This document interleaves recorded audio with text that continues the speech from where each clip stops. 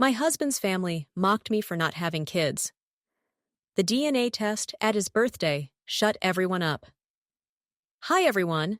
Before we get into today's video, I need your help. We've noticed that the channel's reach has been dropping a bit, and one of the best ways you can support us is by subscribing. It's quick, free, and helps us keep bringing you new and interesting stories. Your support means the world to us, and together, we can grow this channel. Thank you so much. Now let's get to today's story. I'm writing from a temporary account for obvious reasons, and I've changed some details to protect my anonymity. I met Andrew in September. I remember the leaves swirling beneath our feet as he stood at the library entrance, a worn copy of Dostoevsky in his hands. He smiled at me as if we'd known each other our entire lives. You love the classics too? I nodded, clutching my Chekhov volume against my chest. We talked until the library closed. Then we walked through the autumn park, drank coffee at a tiny cafe on the corner, and watched the sunset paint the sky in shades of amber and rose. He told me about his work as an architect, about the buildings he dreamed of designing. I told him about my job teaching literature at the local high school, about the students who made me believe in hope. I want to build a family, a real home, with someone who understands what that means. I believed him. God, how I believed him. We married 6 months later. It was a small ceremony, intimate and warm. His mother sat in the front row, her lips pressed into a thin line that I mistook for emotion. His sister whispered something to their aunt, and they both glanced at me with expressions I couldn't quite read. But Andrew held my hand tightly, and that was all that mattered. You're everything I've ever wanted. I should have paid more attention to his family's faces that day. I should have seen the judgment already forming in their eyes. The questions started almost immediately. So, when can we expect good news? Andrew's mother smiled at me across the dinner table during our first family gathering as a married couple. Her eyes were cold, assessing. We're not in a rush. Well, don't wait too long. Andrew needs an heir. Our family name must continue. Andrew squeezed my hand under the table, but said nothing. 6 months into our marriage, the comments became more pointed. Still nothing? His sister asked at every gathering, her voice dripping with false concern. These things take time. My smile felt painted on. My cheeks ached from holding it. A year passed. Then 2. We tried everything. Temperature charts, ovulation kits, special diets, prayers. We visited 3 different doctors. They ran tests, took blood samples, performed ultrasounds. Everything came back normal, for both of us. Unexplained infertility. That's what they called it. 2 perfectly healthy people who simply couldn't conceive together. But Andrew's family had already decided whose fault it was. Maybe if she ate better. Maybe if she wasn't so stressed from that teaching job. Maybe if she took better care of herself. I heard these whispers at every family dinner, every holiday gathering, every birthday party. They thought I couldn't hear. Or maybe they didn't care. Andrew would clear his throat uncomfortably when his mother made these comments directly to me. He'd change the subject. He'd suggest we move to the living room for dessert. But he never defended me, not once. We need to keep the peace. They're my family. That's what he'd say later when I'd cry in our bedroom, my pillow muffling my sobs. They don't mean it the way it sounds. You're too sensitive. I started to believe him. Maybe I was too sensitive. Maybe I was overreacting. Maybe this was normal, and I was the problem in more ways than one. By the 3rd year, I stopped going to some of the family gatherings. I'd claim headaches, work obligations, anything to avoid sitting at that table, feeling their eyes on me like I was a specimen under glass. A failed experiment. A defective vessel. Andrew would go without me, and I'd stay home, grateful for the silence, hating myself for being grateful. You need to try harder to fit in. They're starting to think you don't care about family. The irony was suffocating. I cared too much. That was the problem. The worst was always at holidays, Christmas, Easter, New Year's. His sister had 3 children by then. Beautiful, loud, chaotic children who filled the house with laughter and screaming, and the kind of mess that made everyone smile indulgently. Look at how wonderful Elena's children are. Such a blessing. Andrew's mother would say this while looking directly at me. The unspoken comparison hung in the air like smoke. Elena would smile sympathetically, but I could see the pity in her eyes. Or was it superiority? I could never quite tell. I'm sure it'll happen for you eventually. Don't give up hope. Hope. That word became a knife that twisted deeper every time someone used it. The fourth year, something changed. I stopped hoping. I stopped caring what they thought. Or rather, I tried to. I threw myself into my work, stayed late grading papers, volunteered for extra committees. Anything to avoid going home to Andrew's careful silences and his mother's phone calls. Have you considered adoption? Though, of course, it's not the same as your own blood. His mother's voice was saccharine sweet over the phone. I held the receiver away from my ear, staring at the wall. We haven't discussed it. Well, you should. Andrew deserves to be a father. Every man does. It's not fair to him. I hung up. For the first time in 4 years, I simply hung up the phone while she was still talking. Andrew was furious when she called him at work, crying about my disrespect. What's wrong with you? She's trying to help. He stood in our kitchen, his face red, his hands gesturing wildly. I sat at the table, calm, eerily calm. She's trying to help herself feel superior. There's a difference. Don't talk about my mother like that. Then don't let her talk about me like I'm broken. We didn't speak for 2 days after that fight. When we finally did, it was only about necessary things. Pass the salt. What time will you be home? The mail came. Our marriage was dying, and I was too tired to resuscitate it. The 5th year arrived like a slow-moving storm. I could feel something building, some inevitable confrontation, but I didn't know what form it would take. Andrew's birthday was in June, his 40th. His mother insisted on a big party. The whole family would be there. Distant cousins, old friends, colleagues. She rented a hall, hired caterers, bought enough champagne to float a small boat. You'll come, won't you? It would look so strange if you weren't there. Andrew didn't ask. He stated it as fact, as expectation. Of course. What else could I say? I bought a new dress, navy blue, elegant, conservative. I did my makeup carefully, covering the dark circles that had taken up permanent residence under my eyes. I styled my hair. I looked in the mirror and saw a stranger, a woman playing a role, the devoted wife, the family member, the acceptable face I'd worn for 5 years until it had fused to my skin. The party was exactly what I expected. Loud music, too many people, Andrew's mother holding court in the center of the room like a queen surrounded by her subjects. She wore a gold dress that probably cost more than my monthly salary, her jewelry glittering under the chandelier lights. Darling! She air-kissed both my cheeks, her perfume overwhelming. So glad you could make it. Andrew was worried you'd find an excuse to stay home. She laughed as if this was a joke. Everyone around us laughed too. I smiled. Wouldn't miss it. The evening dragged on. I made small talk with relatives whose names I could never remember. I drank champagne, though it tasted like bitter regret. I watched Andrew laugh with his friends, his arm around his best friend Marcus, their heads thrown back in the kind of easy joy I couldn't remember ever sharing with him. When had we stopped laughing like that? Dinner was served. We sat at a long table, Andrew at the head, his mother on his right, me on his left, a position of honor that felt like a position of judgment. Elena and her husband sat across from us, their children relegated to a kids' table in the corner. The toasts began. His mother stood first, her glass raised high. To my son. My brilliant, accomplished, wonderful son. 40 years ago, I brought you into this world, and you've made me proud every single day since. You've built a successful career. You've been a loving son, and someday, when the time is right, you'll be an incredible father.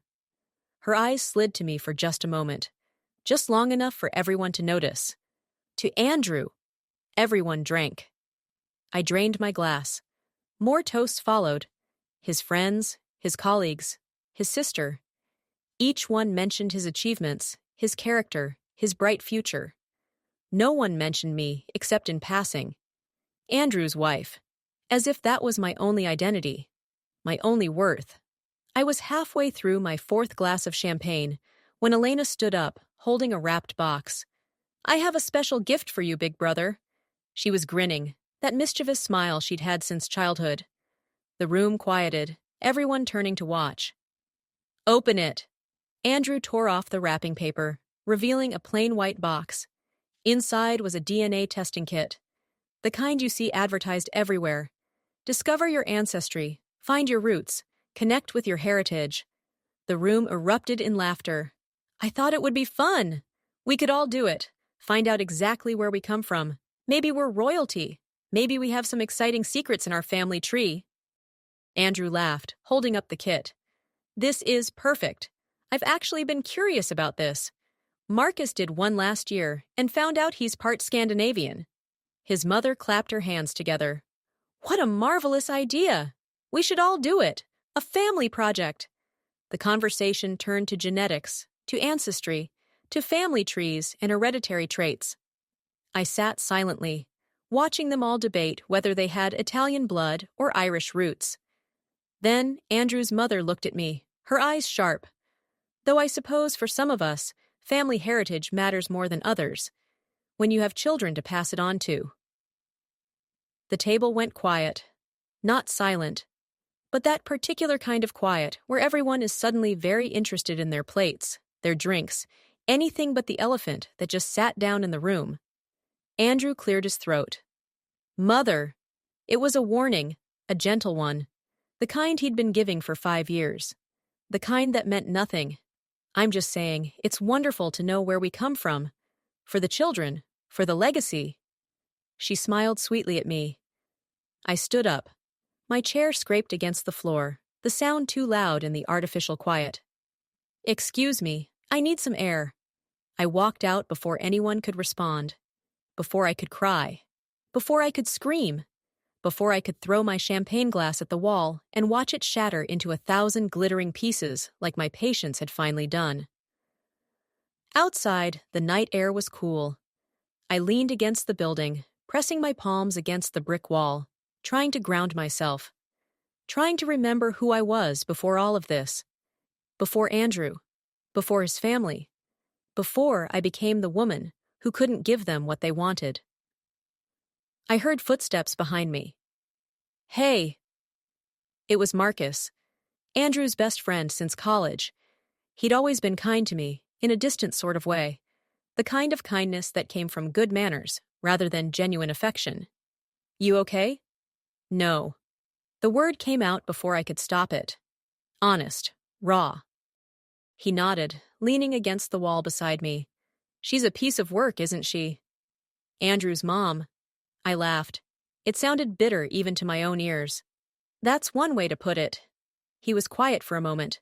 "For what it's worth, I think Andrew's lucky to have you. You're too good for all of this." I looked at him, surprised. "Thanks." He shrugged. "I mean it. You should come back inside, though. It's almost time for cake. And you know his mom will have something to say if you're not there for the photos." Of course she would. We walked back inside together. The party had resumed its loud, cheerful chaos. Andrew caught my eye from across the room and smiled, relieved. I smiled back. The mask was back in place. The cake came out, 40 candles blazing, everyone sang. Andrew blew them out, and people cheered. His mother insisted on photos. The whole family crowded together, arms around shoulders, smiles wide. I stood at the edge of the group, barely in frame. After the cake, after more champagne, after more toasts and laughter that I didn't feel part of, Elena brought up the DNA test again. "Seriously, we should all do it. It'll be fun. We can compare results at Christmas." Several people agreed enthusiastically. Andrew was examining the kit, reading the instructions. "It's easy. You just swab your cheek, send it in, and get results in a few weeks." His mother was looking at the kit with interest. "You know what would be fascinating? Testing multiple generations. Andrew, you should have Max do it too." Max. Andrew's son from his first marriage. The boy was 9 years old now, lived with his mother in another city, visited twice a month. A perfectly nice kid who called me by my first name and treated me like a friendly stranger. I'd almost forgotten about Max. Almost forgotten that Andrew was already a father, that he already had an heir, that his mother already had a grandson. But of course, Max didn't count. Not fully, because his mother wasn't from the right family. Wasn't connected to their precious bloodline in the way they approved of. That's a great idea. Max would love it. He's been learning about genetics in school. Andrew was warming to the concept. I could see it in his eyes. That spark of interest, of pride. We could do father and son, compare our results. It'll be educational for him. Perfect. His mother beamed. Elena was already pulling out her phone, ordering more kits online. The party continued. People danced. The music got louder. I stood by the wall, sipping water now, the champagne buzz fading into a dull headache. Andrew found me an hour later. "You've been quiet tonight. I'm tired." He studied my face. "She didn't mean anything by it. You know how she is." Yes. I knew exactly how she was. "Can we go home soon? After we say goodbye to everyone?" It won't be long. But it was long. It was another hour of hugs and farewells and promises to see each other soon. Another hour of his mother's pointed comments and Elena's sympathetic smiles and relatives whose names I still didn't know, asking me how I was enjoying the party. Finally, we were in the car. Andrew drove, humming along to the radio. I stared out the window at the passing streetlights. It was a good party. Yes. Mom really outdid herself. She did. Max is coming next weekend. I'll have him do the DNA test then. It'll be a fun activity. Sure. He glanced at me. Are you upset about something? No. But I was. I was upset about everything. About 5 years of small cuts that had bled me dry. About a family that saw me as an incubator that had failed to produce. About a husband who loved me, but not enough to defend me. About the woman I'd become. This hollow, silent version of myself. We got home. Andrew went straight to bed. I stayed up, sitting in the dark living room, listening to the silence of our childless house. The DNA kit sat on the kitchen counter. Andrew had brought it home, excited about doing it with Max. I picked it up, reading the box. Discover your heritage. Unlock your past. Connect with your genetic family. I put it back down and went to bed. 2 weeks later, Max came for his weekend visit. He was a sweet kid, really. Shy, bookish, loved dinosaurs and space and anything involving facts and figures. He looked like Andrew. Same dark hair, same brown eyes, same way of tilting his head when he was thinking. "Hey, buddy, I got something cool for us to do." Andrew showed Max the DNA kit. The boy's eyes lit up. "Really? We're doing a DNA test? Like the ones I learned about in science class?" "Exactly like that.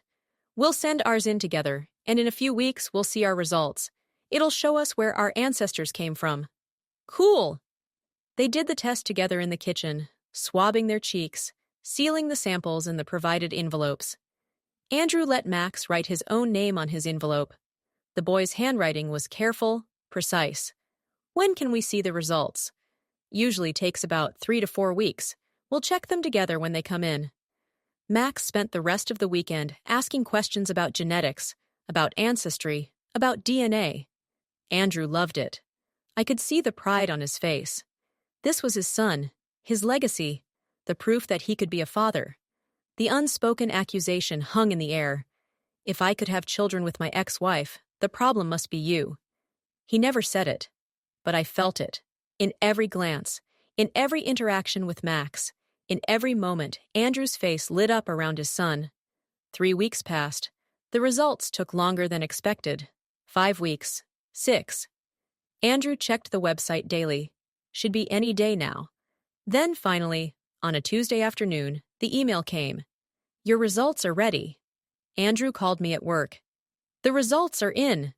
I'm going to check them now." There was excitement in his voice, boyish enthusiasm. "Okay." I hung up and went back to grading papers. I didn't think much of it. Ancestry results. Percentages of this ethnicity and that.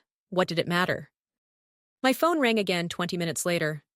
Andrew, I answered. Hello? Silence. Andrew? I heard breathing, heavy, labored. What's wrong? More silence. Then, in a voice I barely recognized, can you come home? Now? Please. I left school early, told the secretary I had a family emergency, drove home with my heart pounding, imagining 1,000 catastrophes. An accident, a death, something terrible. I found Andrew sitting at our kitchen table. His laptop was open in front of him. His face was white. Actually white, like he'd seen a ghost, like all the blood had drained from his body and pooled somewhere around his feet. What happened? Are you okay? Is Max okay? He didn't look at me, just stared at the computer screen. Max isn't mine. What? The DNA test. The results came back. There's no genetic match. Max isn't my biological son. I felt the room tilt. Or maybe I tilted and the room stayed still. That's not possible. There must be a mistake. No mistake. I checked 3 times. I called the company. They confirmed it. The sample was processed correctly. The results are accurate. He finally looked at me. His eyes were hollow. I've been raising another man's child for 9 years. I sat down across from him. My mind was racing, trying to process this information. Max. Sweet, bookish Max, who loved dinosaurs and looked just like Andrew. Except he didn't look like Andrew. I'd thought he did because I'd been told he did, because I'd expected to see the resemblance. But if you looked closely, really looked, the features didn't quite match. Have you called Jennifer? Jennifer. Andrew's ex-wife. Max's mother. Not yet. His hands were shaking. I don't know what to say. What do I even say? I reached across the table, touched his hand. He flinched. I'm sorry. Are you? The question hung between us. Sharp, accusing. What does that mean? You must be happy. All these years they've been calling you the problem, calling you defective. And now look. Turns out I'm not perfect either. My son isn't even mine. That's not fair, isn't it? You've been waiting for this, for proof that it's not all your fault, for something to throw in my mother's face. I pulled my hand back. That's not true. But part of it was true. A dark, hidden part of me that I didn't want to acknowledge. Because yes, there was a small, terrible feeling of relief, of vindication. They'd blamed me for 5 years, made me feel worthless, made me believe I was the broken one. And now this. I'm going to call Jennifer. Andrew picked up his phone with trembling hands. I stood up, gave him privacy, went to our bedroom and closed the door. I could hear him shouting, crying, the kind of sounds a man makes when his world is collapsing, when everything he believed about himself is revealed to be a lie. I sat on our bed and felt nothing, no sadness, no joy, just a vast, empty numbness. An hour later, he came into the bedroom. His eyes were red, his voice was hoarse. She admitted it. She had an affair, got pregnant, wasn't sure who the father was, chose to believe it was me. Or maybe she knew it wasn't, and lied anyway. I'm not sure. She kept changing her story. I'm so sorry. He sat on the bed beside me. I loved him. I love him. He's still my son, isn't he? I raised him. I've been his father for 9 years. Of course he's still your son. DNA doesn't change that. But it does change things. Everything. My mother is going to lose her mind. Elena will have a field day. Everyone who thought I was so perfect, who thought I had everything figured out. They'll all know now. He put his face in his hands. How do I tell them? Maybe you don't. Not yet. Take some time to process this yourself first. But he did tell them. That same evening, called his mother, called Elena. By the next morning, the entire family knew.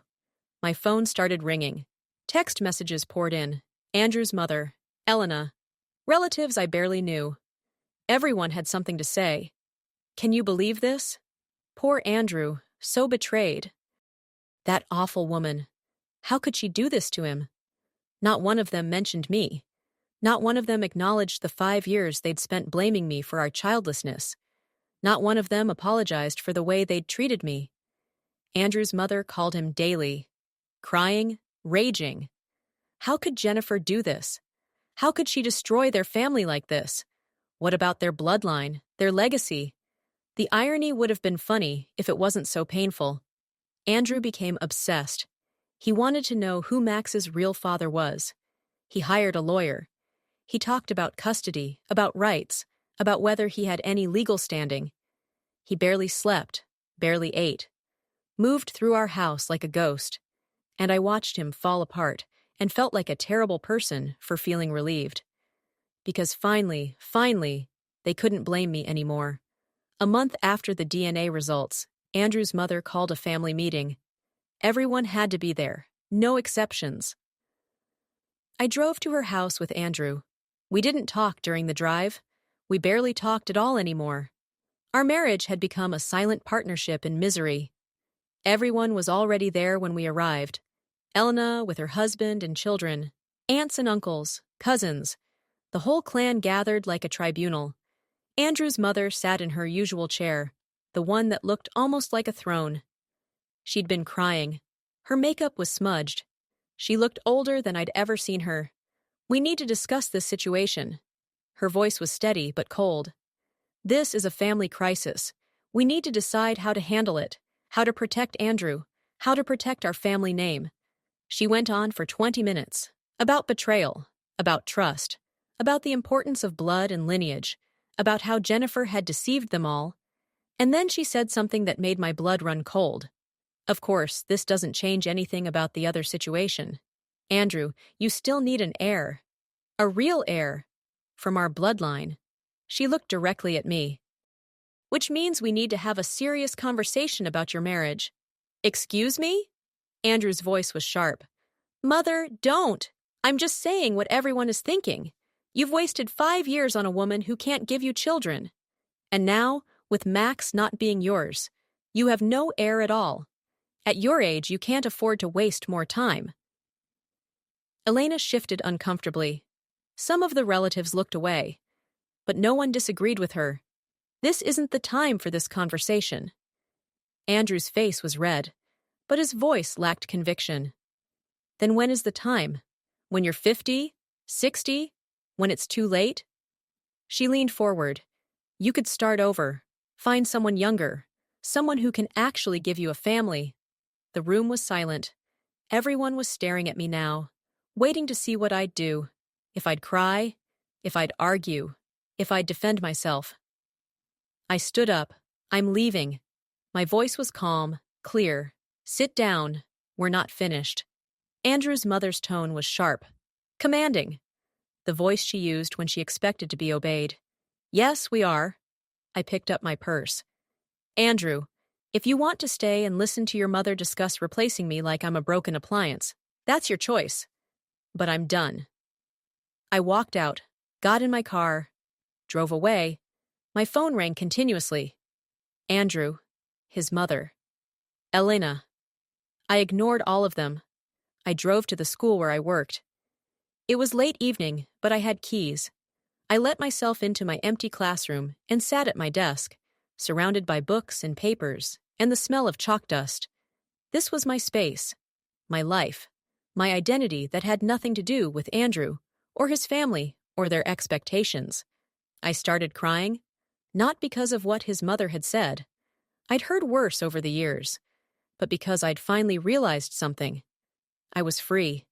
I didn't have to stay, didn't have to keep trying to win their approval, didn't have to keep pretending that this marriage was salvageable, didn't have to keep being the woman they wanted me to be.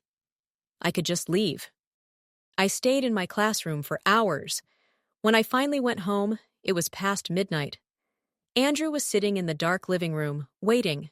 I'm sorry, that's all he said. Are you, though? He didn't answer. Your mother just said out loud what you've all been thinking for years. That I'm the problem. That you'd be better off without me. That's not true, isn't it? Andrew, in 5 years of marriage, you've never once defended me. Not to your mother, not to Elena, not to anyone. You've let them tear me apart piece by piece, and you've just stood there and watched. I tried to keep the peace. There is no peace. There's just me, being slowly destroyed, while you worry about keeping your family happy. He stood up, came toward me. I love you. Do you? Because I don't think you do. I think you love the idea of me, the wife, the partner, but you don't love me enough to actually protect me. I walked past him, went to our bedroom, started pulling clothes out of the closet. What are you doing? Packing? Where are you going? I don't know yet. A hotel. Maybe my sister's place. Somewhere that isn't here. Wait. Please. We can work this out. How? How do we work this out, Andrew? Your mother just told you to replace me, and you said nothing. You're more upset about Max not being yours than you are about your family treating me like garbage for 5 years. That's not fair. Life isn't fair. I learned that pretty well, didn't I? I packed a bag, clothes, toiletries, my laptop, my favorite books. Andrew watched, saying nothing. Because that's what he did. He watched. He stayed silent. He kept the peace. I'll call you tomorrow. That was all he said as I walked out the door. I drove to a hotel, checked in, lay in a strange bed in a strange room, and felt more at peace than I had in years. The next morning, my phone was full of messages. But not from Andrew. They were from Andrew's family. Screenshots, links, social media posts. Someone had shared the DNA test results. Not the actual data, but the story. Andrew's son wasn't his. His ex-wife had cheated. The family was devastated. And somehow, in all the posts and comments and shares, I had become part of the narrative. Maybe this is karma. He was so focused on bloodlines and heirs. And look what happened. The universe has a way of teaching lessons. I wondered if this explained why his current wife can't have children. Maybe some people aren't meant to pass on their genes. That last comment had dozens of likes. I should have been angry, should have been hurt. But instead, I laughed. Because they still didn't get it, still didn't understand. The lesson wasn't for me, it was for them. I spent a week at the hotel. Andrew called every day. We had the same conversation over and over. Come home. We'll work it out. I'll talk to my mother. Things will be different. But I knew they wouldn't be different. They'd never been different before. Why would they change now? On the 8th day, I went to a lawyer. Filed for separation. Started the process. Andrew was shocked when he received the papers. You're really doing this? Yes. Because of one comment from my mother? Because of 5 years of comments from your mother? From your sister? From your entire family? Because you've never once put me first? Because I'm tired of being the villain in your family's story. He tried to argue, to negotiate, to convince me to stay. But I was done. The divorce took 6 months. It was relatively simple. No children to fight over. Assets were divided. I kept my books. He kept his architecture awards. We sold the house and split the proceeds. His family, predictably, blamed me. I was the one who destroyed the marriage. I was selfish. I was cold. I didn't support Andrew through his crisis. I didn't care what they thought anymore. The day the divorce was finalized, I felt something I hadn't felt in years. Joy. Pure, uncomplicated joy. I bought a small apartment on the other side of the city. Filled it with books and plants and art. Made it a space that was entirely mine. No compromises. No considerations for someone else's taste or preferences. I started painting again. Something I'd loved in college but had given up somewhere along the way. Bad abstract art that made me happy just creating it. I adopted a cat from the local shelter. A scruffy orange tabby who'd been there for months because he was too old, too scarred, too set in his ways for most people to want. I named him Tolstoy. He slept on my bed every night and judged me silently every morning, and I loved him completely. I heard through mutual acquaintances that Andrew had started dating. Someone younger. Someone who wanted children. His mother approved. I hoped he'd learned something. That he'd stand up for this new woman. That he'd protect her from his family's cruelty. But I doubted it. Some people never change. A year after the divorce, I got a message on social media. From Max.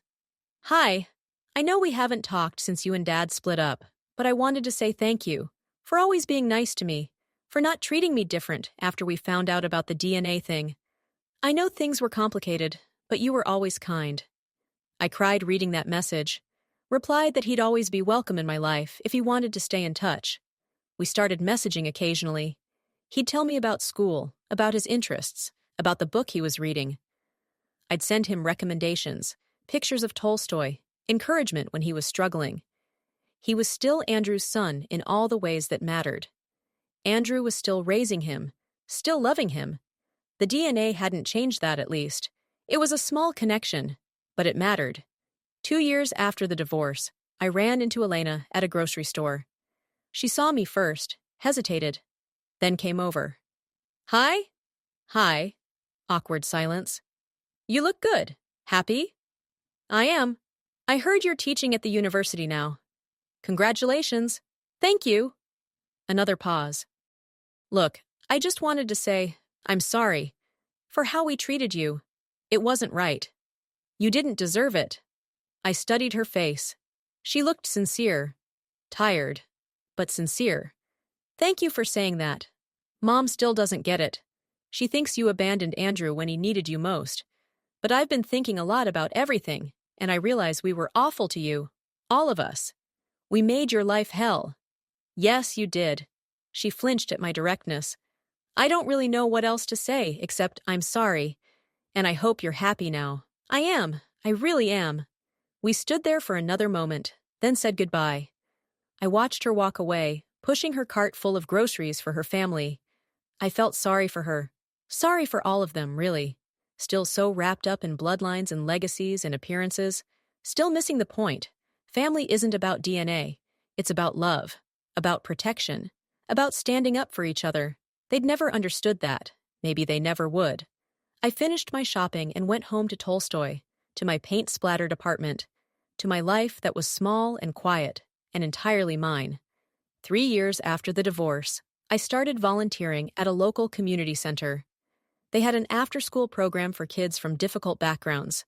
I helped with homework, ran a creative writing workshop, listened to stories about absent parents and overcrowded homes and dreams too big for their circumstances.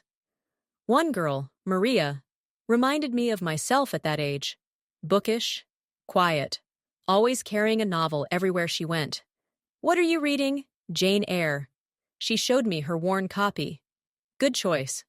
Do you like it? I love it. Jane is so strong. She doesn't let anyone make her feel small. No, she doesn't. Maria came to every writing workshop. She wrote poetry. Dark, beautiful, honest poetry about loneliness and hope and finding your place in the world. You're talented. Really? Really? She smiled. That rare, genuine smile of a child who'd been told they mattered. I started mentoring her, helped her apply for scholarships, wrote recommendation letters, attended her school events when her own parents couldn't make it. You're like the mom I wished I had. She said it casually one day, not realizing how deeply those words would hit me. I never became a mother in the way Andrew's family defined it, never carried a child, never gave birth, never passed on genetic material to another generation. But I mothered Maria, and a dozen other kids at that community center. I mothered my students at the university. I mothered myself, finally, learning to be gentle with my own wounds. Turns out there are many ways to be a mother, many ways to build a family, many ways to leave a legacy. 4 years after the divorce, I got an unexpected phone call. Andrew. We hadn't spoken in over a year. Hi? Hi. How are you? I'm good. You? I'm okay. Silence. I'm getting married. Congratulations. Thanks. Her name is Sophie. She's wonderful. We're expecting a baby in 6 months. That's great, Andrew. I'm happy for you. And I was. Genuinely happy. Not for him exactly, but for the fact that his story was continuing, that he'd have the family he wanted. I wanted to call because I owe you an apology. A real one. I've been in therapy, working through a lot of things, and I realized how badly I failed you, how I let my family treat you, how I never stood up for you, how I made you feel like you weren't enough. Thank you for saying that. I was a coward. I cared more about keeping the peace than protecting my wife, and you deserved so much better than what I gave you. Yes, I did. I wasn't angry anymore, just honest. Sophie is amazing, strong, speaks her mind. She met my mother once and told her off within the first hour. I've never been more attracted to anyone in my life. I laughed. Good for her? Good for you? The thing is, I learned that from you. Not at the time, but after. After you left. After I realized what I'd lost. You were strong too. You stood up for yourself when I wouldn't. You knew your worth even when I was too blind to see it. I'm glad you learned something. I am too. Late, but I learned. We talked for a few more minutes. About his life. About mine. About Max, who is now a teenager interested in astrophysics. About everything and nothing. When we hung up, I felt closure. Real closure. Not the bitter, angry kind. The peaceful kind. 5 years after the divorce, Maria graduated high school. Top of her class. Full scholarship to a prestigious university. She asked me to come to her graduation. I sat in the audience, watching her walk across that stage, and felt a pride so fierce it made my chest ache. Afterward, she found me in the crowd, threw her arms around me. I did it! You did it! Her parents were there too.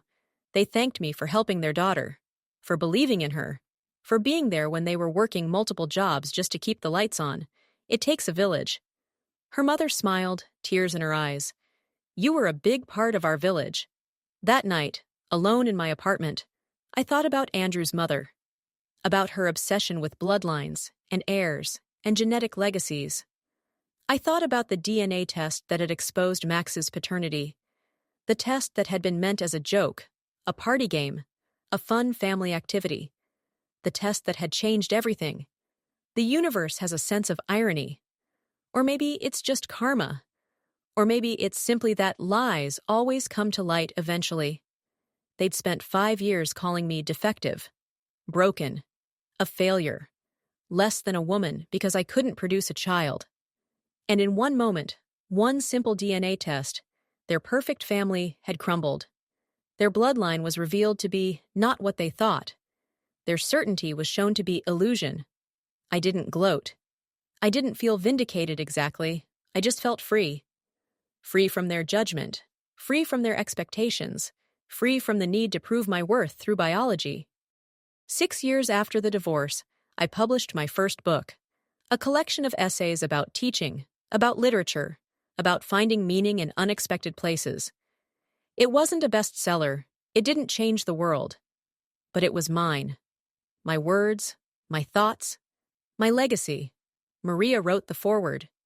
She was in her second year of college by then, majoring in English literature.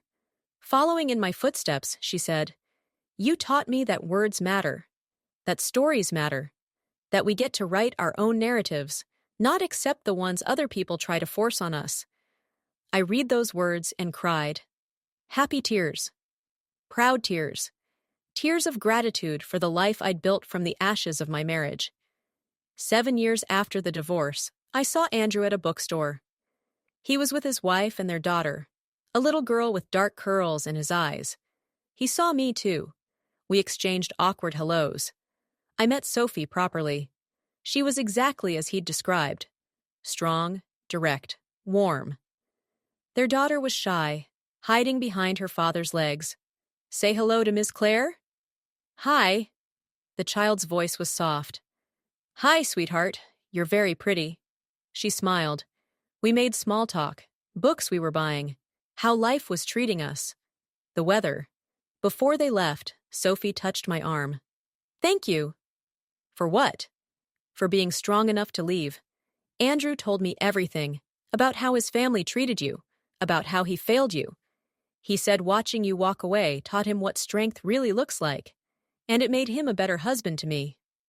I'm glad. And I meant it. They walked away, a family. Complete. Happy. I bought my books and went home to Tolstoy, to my writing, to Maria's latest poem that she'd emailed me that morning.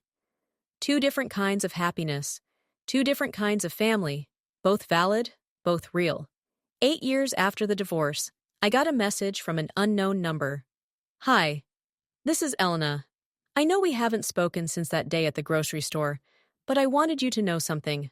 Mom died last week. Heart attack. Quick, painless. And I've been going through her things, reading old letters, looking at photos, and I realized something. She was never happy, not really. She spent her whole life obsessed with appearances and legacies and bloodlines, and she never just lived, never just loved the people in front of her. I don't want to end up like that. So I'm saying this now, while I can. I'm sorry, truly, deeply, sorry. You deserved better from all of us, and I hope wherever you are, whatever you're doing, you're happy. You deserve that. I stared at the message for a long time.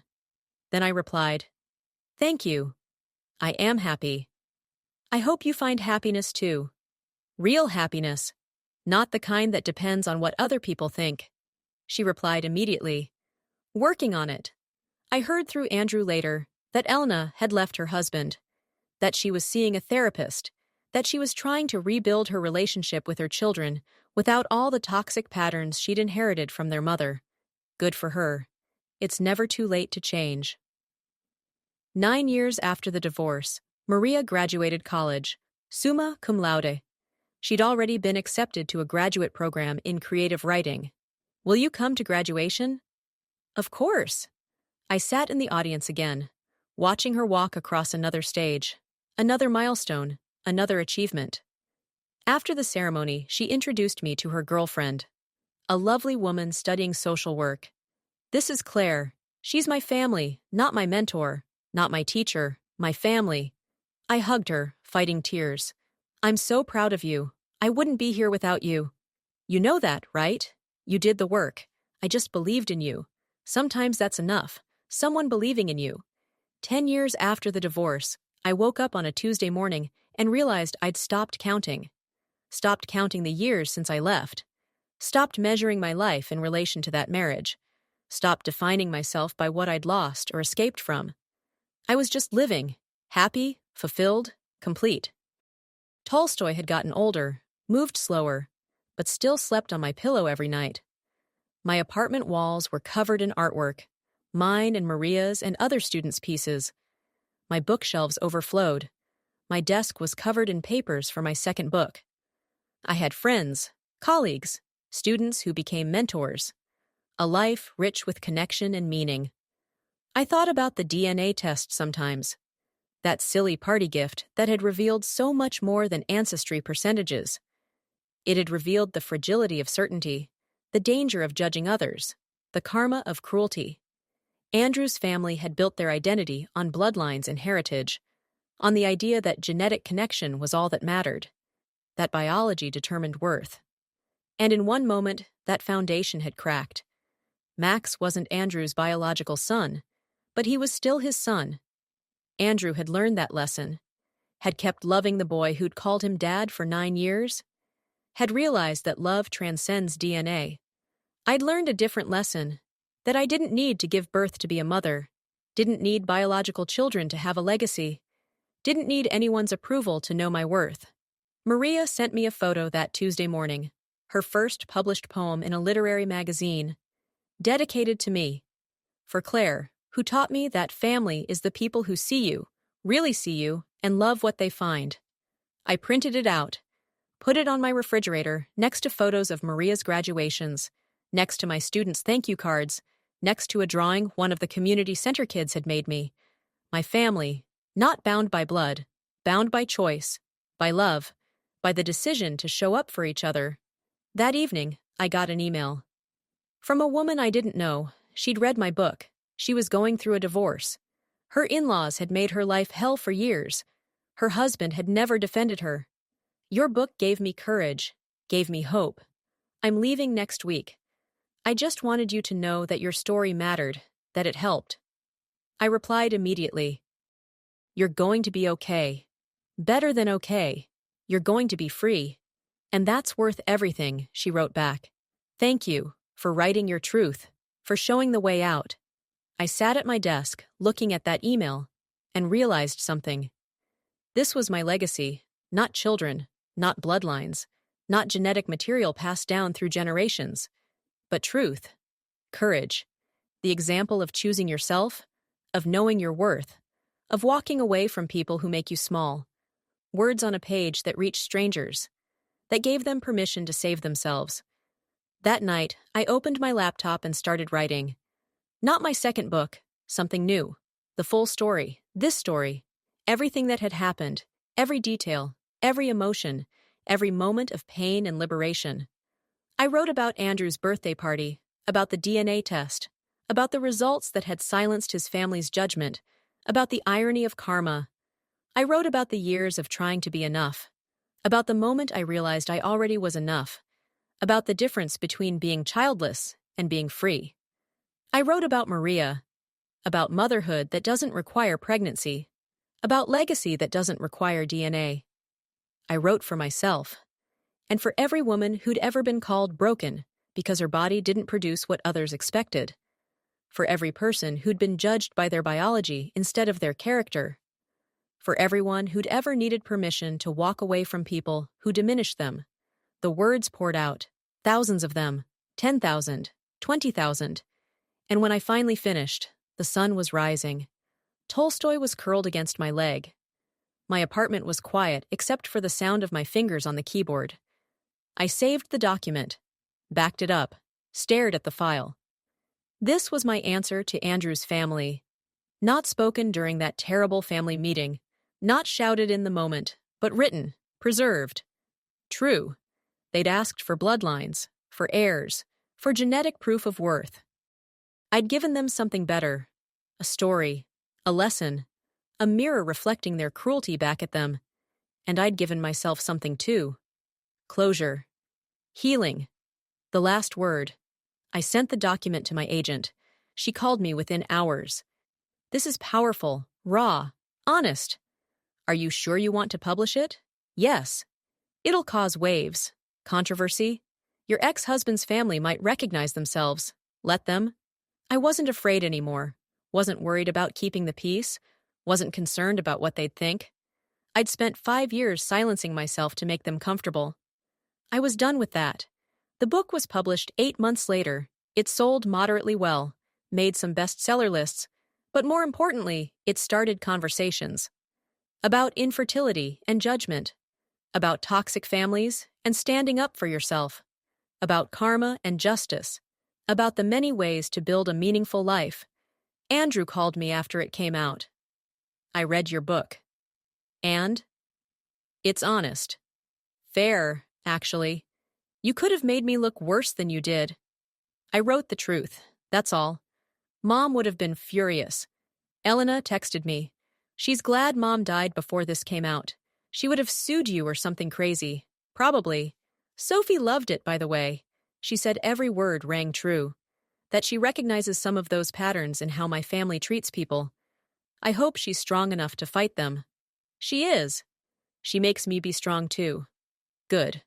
We talked for a while, about the book, about his life, about mine, about how strange it was that a DNA test at a birthday party had changed so many lives. Do you ever wonder what would have happened if we'd never done that test? Sometimes, but I think the truth would have come out eventually. The truth always does. Yeah. I guess you're right. After we hung up, I sat in my favorite chair by the window. Tolstoy jumped into my lap. The city stretched out below me, full of people living their lives, fighting their battles, writing their own stories. I thought about the woman I'd been 10 years ago, sitting at that birthday party, listening to Andrew's family mock me, feeling small and worthless and broken.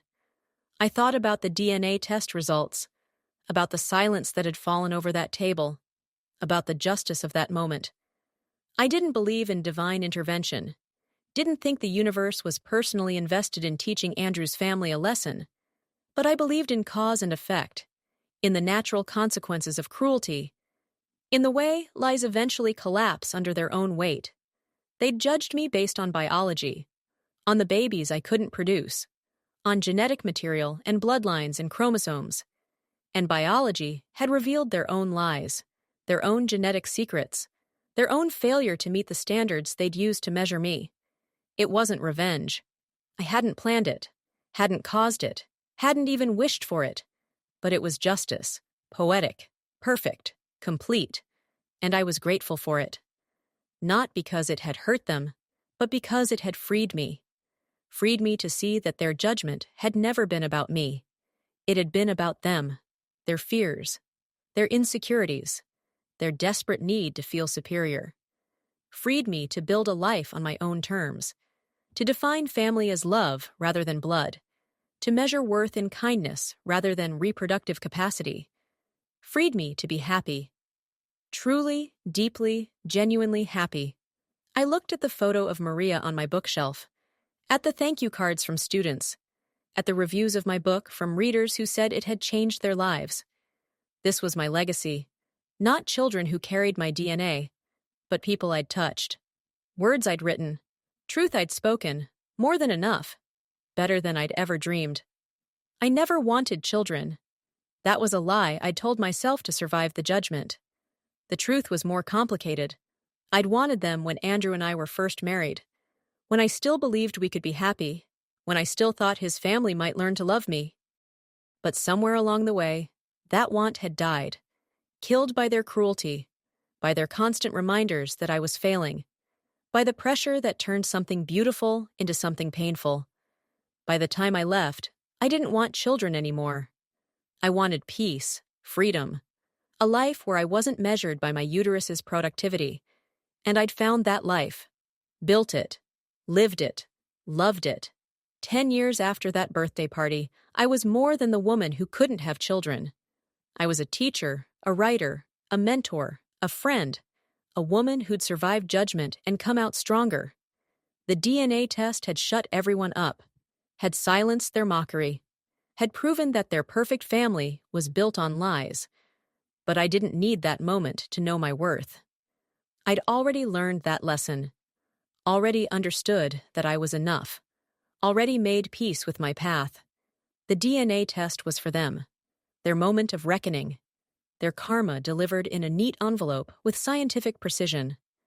I was just grateful I'd been free when it happened, grateful I'd already left, grateful I could watch their world crumble from a distance, with compassion instead of bitterness, because I'd moved on, built something better, become someone stronger.